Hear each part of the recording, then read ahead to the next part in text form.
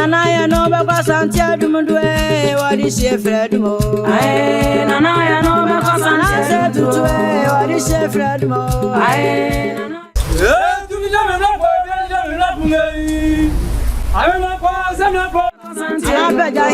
what is your Fred Mo? Aye, Nanaya no baba Santia Dumudwe, what is your Fred Mo? Aye, Nanaya no baba Santia Dumudwe, what is your Fred Mo?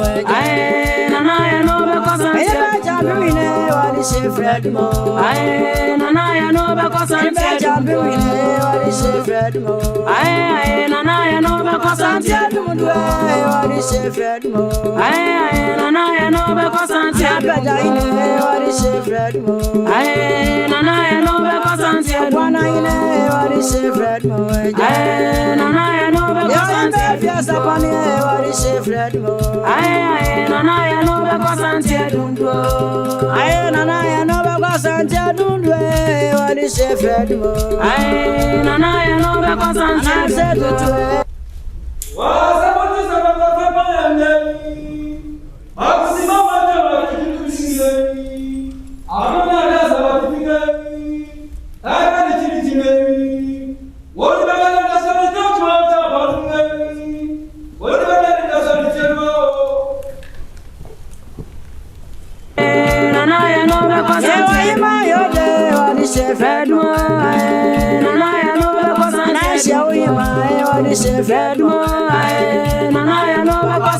Dumudwe. Knowingly or otherwise, to receive an African king. In fact, we may have to apologize to you that many of our brothers and sisters in Trinidad and Tobago do not and did not know of kings and queens and empires of Africa. Those who invaded and claimed to own Africa from the 13th, 14th, 15th century, they told us the story. But as the African proverb says, until this lion learns to write, the story of the hunt will be that of the hunter. Today, the story of the hunted can be told. African royalty visiting by direct communication from Ghana to the Caribbean, to Trinidad and Tobago. This history is long, it's painful, but it's also a story of resilience of a strong people. It was Trinidad and Tobago's sons who encouraged the thought on the backbone of Kwame Nkrumah to stand up to the British and impress upon himself, the people of Ghana and the British, that colonialism wasn't our permanent portion, that Ghanaian independence was possible, and that Ghanaian people could run a country. Trinidad and Tobago saw Ghanaian independence when the Gold Coast, as it was called by the colonial masters, became Ghana.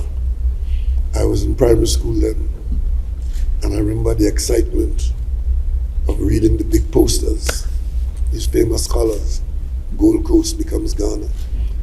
And Ghanaian independence, following up on the Indian independence, started a wave of change that eventually reached Trinidad and Tobago in 1962. And we have been in charge of these islands since then, and it took that long for the Majesty from Kumasi, the Ashanti people, many of whom have blood relatives in these islands.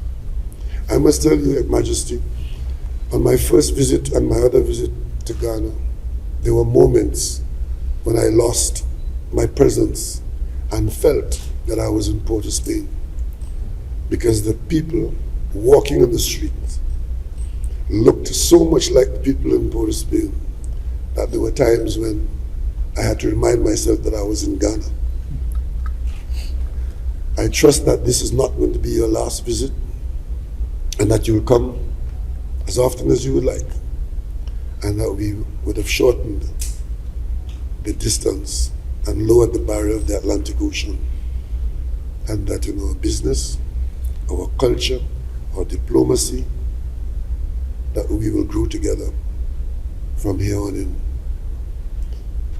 African people have come to the Caribbean to meet your brothers and sisters. Welcome home.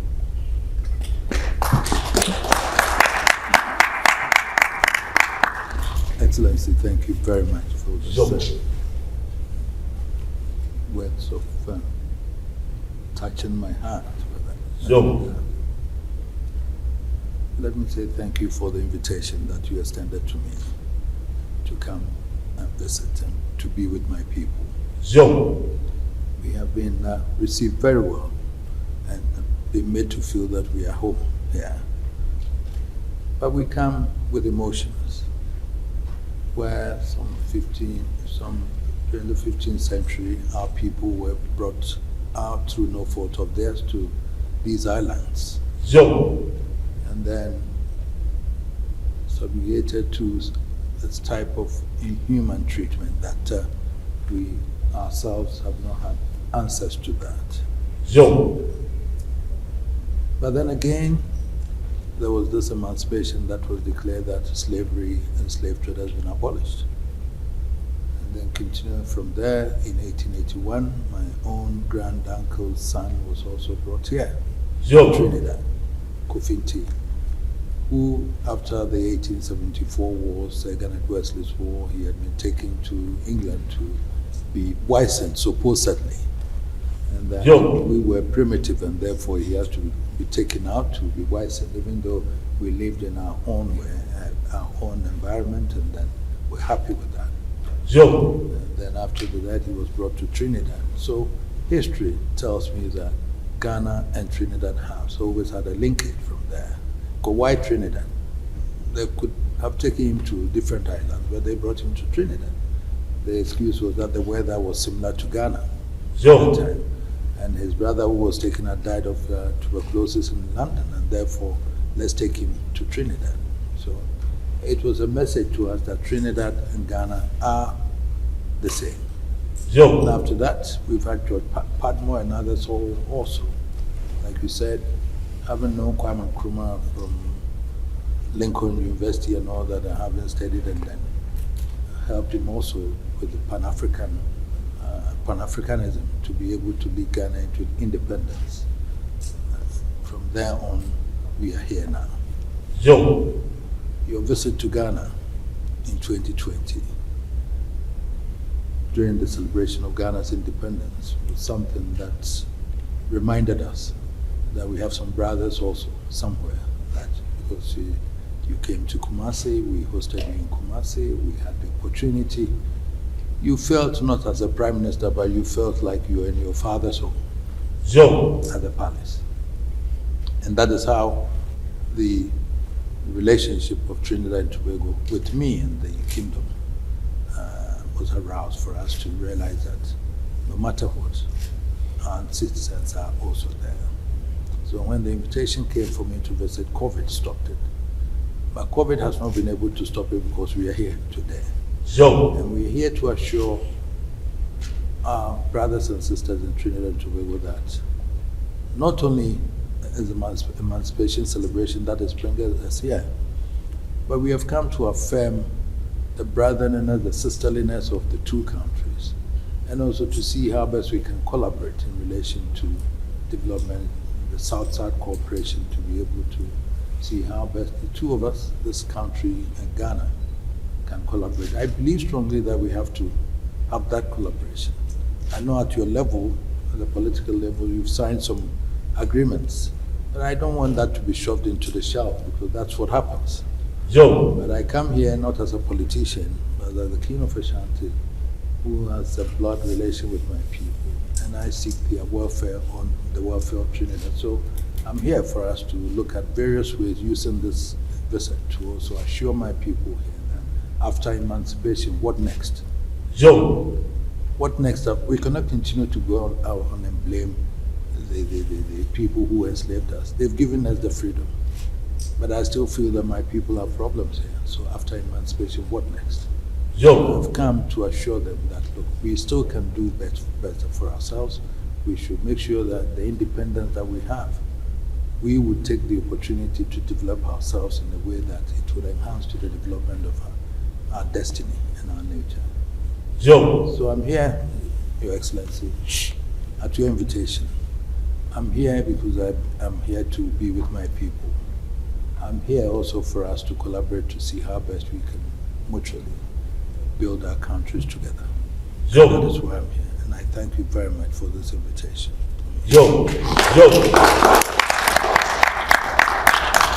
It will be a demonstration of the tradition long known about Africa, among Africans who have built the continent before it was deemed to be a dark place, that wisdom lies not only with one person, but that wisdom is dispersed. But it takes a coming together of that group of people who've taken responsibility for the larger population. And there's a lot to be learned on both sides, because in today's world, Ghana, as a main African country, English speaking, involved in the international trade, very much like Trinidad and Tobago, there are a lot of benefits to be had from collaboration between our universities, our cultural people, our agriculturists. There's a lot to be learned and to be shared. And what this visit symbolizes is a willingness to open ourselves to these educational experiences and a willingness to share. We will share with you our steel pan music. And as the president probably would have told you, before I came to Ghana, he had been to Trinidad to a number of carnivals. I don't know if he came officially or unofficially, but he had been here about 2 or 3 times. He was there in 75. Yes. So when he came here at his official visit, he was not a stranger. And I trust that as we build these links, that many of you will find a place in the scheme of things that we look forward to. And your young people and our young people will find their long lost connections. And in today's world, that kind of relationship is valuable. In the area of international diplomacy, the Caribbean, of which Trinidad and Tobago is an integral part of CARICOM, will play a leadership role in CARICOM. In recent years, we have been relying more and more on a collaboration with the African components. So now we have African, Caribbean, Pacific arrangements, and then we now have African, Caribbean arrangement. Barbados, Trinidad and Tobago, Jamaica. We have made special efforts to reach out to people in Ghana, Nigeria, Uganda, Kenya, South Africa, and it makes us stronger in a hostile world. We support each other on international business in terms of getting people into position where decision making is. And Ghana is a great gateway for us all into Africa. We do not have at this time businesses with Burkina Faso and Mali and Togo. We had Cote d'Ivoire is a good cocoa producer. As you may know, the Trinidad and Tobago, the university which you will speak at on Thursday, became a University of the West Indies on a foundation of what used to be the Imperial College of Tropical Agriculture. It was a major research station for cocoa, and it's probably still the world's best cocoa research center with a gene pool that is still protected. And so therefore, there's this similarity. And our cocoa production here, it has fallen considerably by volume, but in terms of quality, Trinidad and Tobago produces the highest quality cocoa in the world, and it's used for blending other cocoa. So there's a lot that we can share in this whole business of the defense and protection of the cocoa business. And of course, you know, the university itself can benefit. You are bigger in size and maybe longer in some experience, but we are also, even though we're smaller in size, we do carry some valuable experience in matters of that nature. And we look forward to having our technical people alongside yours so that we can benefit from what has been our legacy here in Trinidad and Tobago. The last time we had done you with the kente cloth. Yeah. Now, this time we're going one better by giving you a stool. You see, as you may know, the stool is used as an object for resting your body on, as a chair that is done, and this is traditionally carved with local ornament, local materials, and local knives, and from solid wood. And it's made of a special we call sese, which does not need any preservation hereafter. For umpteen years to come, it will still be what it is today. And simultaneously, the stool is also a symbol of authority and power of the king. And he's referred to as the king who sits on the golden stool. All the power and the authority are derived from golden stool. This is not a golden stool anyway. It's a wooden stool. So, in leaving this with you as a memento for our visit, and with the King's crest embossed on it, it will serve as the first visit of the King, and we hope that it will be the first in a series of geometric progression of visits which will follow hereafter, and which visits will inure to the benefit of Africa and the Caribbean and the African-Caribbean relationship. On this note, Excellency, I have the honor and privilege to present to you this tool from the King.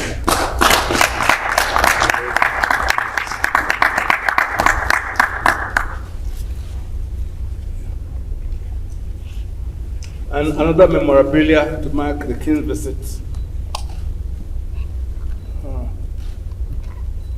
This was King in three-dimensional regalia. Yeah, it's my pleasure.